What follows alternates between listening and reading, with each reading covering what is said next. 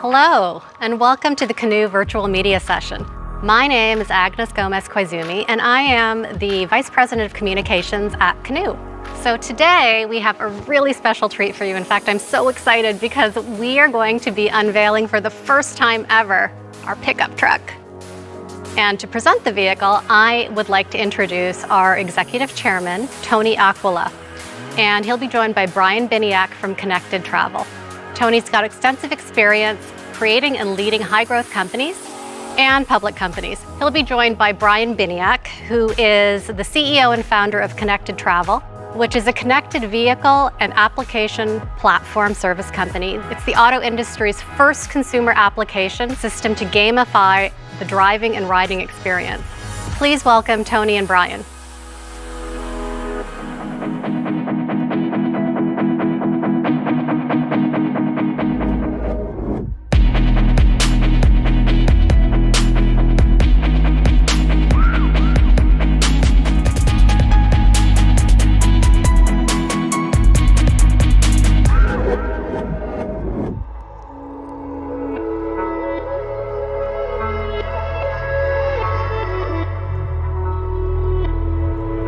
Hey man. Hey Tony, good to see you. How you doing, bro? Good. Good to see you.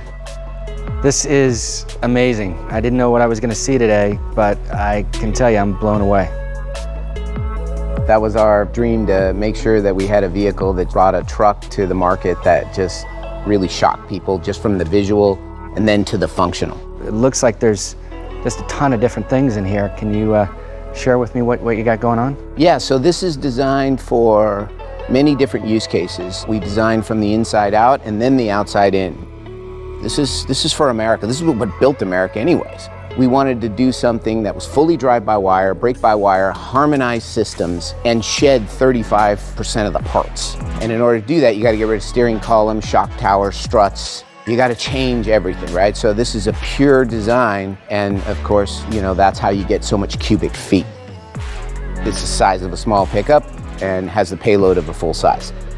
We wanted to have a masculine look as well as a sleek and sexy design, and it be totally different on the utilization of space.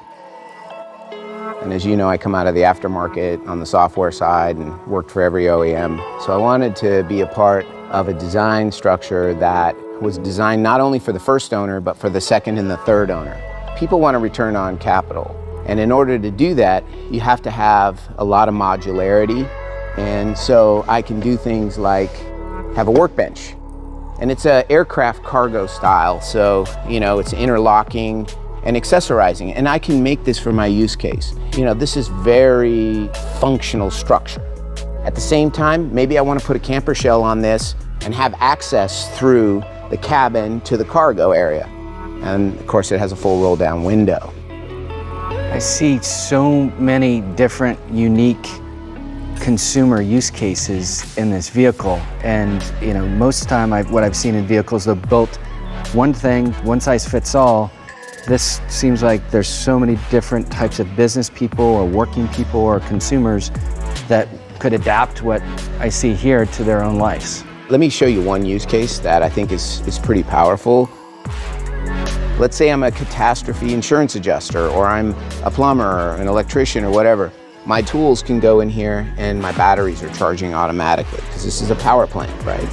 And so I got the ability to have a workbench here. Or if I'm front gating at my favorite event, I've got a bar here. You know, I've got power plant here as well. So I have plugs, USB, mini USB, whatever you want. These are all accessorizable.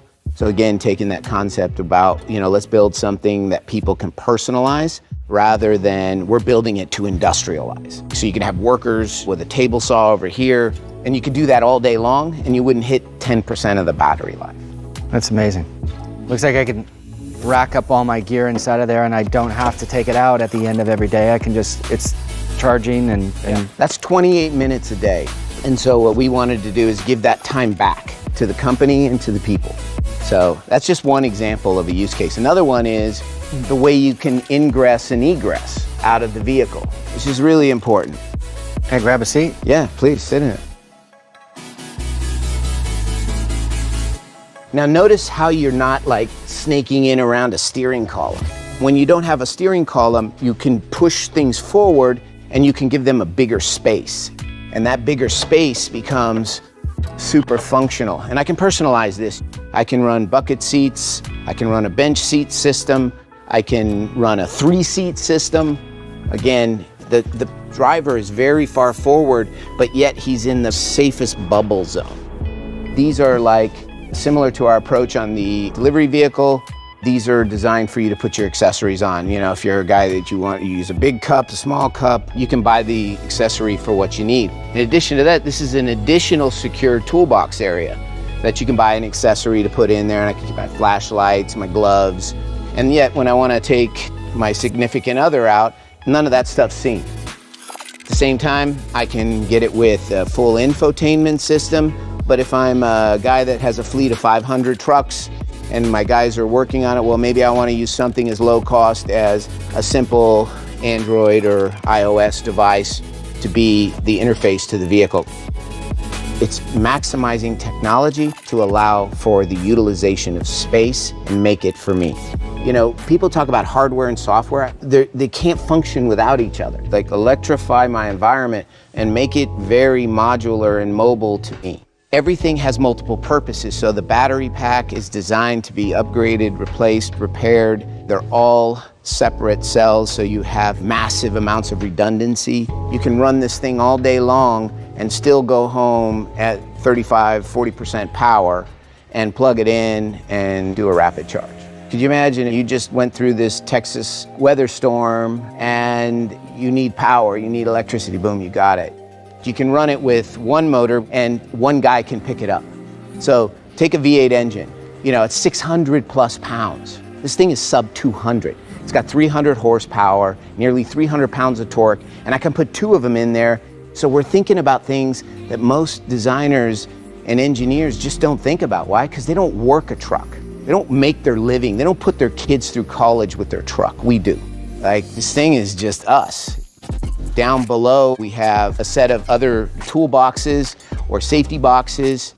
I have a built-in step, but if I wanted to do something else in here, I have my first aid kit, my flashlight. Again, multiple functions, adds in structural integrity, helps me get access here. I just think about all the times I've had to put gear on top of my SUV and I'm always falling off and trying to, like, not kill myself doing it. This is amazing. Yeah, so we wanted something where you can gear up quick, you know, whatever you want to do, or if you want to put your equipment up here. And of course, because it's interlocking like this, you have the ability to put a ladder rack in here that could go across like this and be fastened. Again, this is just about thinking about how people use a truck. At the same time, you know, I want my wheel chocks because I like to dirt bike. And I want to be able to tie down easy. The gate design is very different here on this vehicle versus other vehicles because there's functionality purposes. My slat wall comes to life. I can keep my tools, you know, keep my water, my drinks, because otherwise you're going to drop these things on the ground. And of course, here's a way to get hurt. You know, and so just thinking about keeping people as safe and strong as possible. But let's just say I got to go pick up, you know, a sheet of plywood. Well, now I need an 8-foot bed, but I wanted a 6-foot bed price. And so what did we do? We have it so that you can take this and I now have an 8-foot bed. And then of course I want to go back down to a 6-foot bed, just put it away and off I go. You know, I'm back to work. You know, we put as much thought into this truck bed that most people put into an entire car. We want to be clear, when the working person sees this, they go, I can have a better quality of life with this vehicle, and I can get a return on capital. And every one of these areas is a space to create a return on capital, which is why we spend so much money to develop the most intelligent bed. And so what we want to do is be able to give you access to the data platform. I'm selling it to you, and I said, hey, look, take a look at the data. You pull down the data, it auto-calculates the wear and tear on everything, and it tells you, here's what you need to do if you want to get another 200,000 or 300,000 miles. And that dictates what you should pay. Because we should be able, with technology, right? We should be able to price it to the exact miles driven, and the way those miles were driven. At the same time, let's say I work it and I damage this is easy to replace. It's easy to repair. You got to build something for the second owner. Why? Because you actually then care about the first owner, because he's going to be able to sell it for what it's worth. You know, we spend a lot of time on things that most people would think silly, like the quality of the hinges. The worst thing I hate on second vehicles is sagging hinges. I hate that. You open that door and it doesn't feel solid, you know, it's going to hit the residual value. Hey, one of the things you shared that was impressive to me is that you've got this unbelievable range of features in the vehicle, and most of the time when people get a vehicle like that, the assumption is the cost of maintenance are going to go up. And it sounds like the way that you've designed it is the exact opposite. You get more, but to service it or maintain it is actually less. So the environmental considerations surrounding this vehicle is very different than any other vehicle that's out on the road today. So what do you think? It's amazing. I really appreciate the opportunity to come in. This is a fantastic vehicle, and I really think it's going to transform experience for everybody. And I can tell you that I want one, and my wife will want one, my kids will want one, so thank you. Thanks for being the first person here that got to see it. I mean, it's a special day for us, and that gave me goosebumps. I'm so pumped.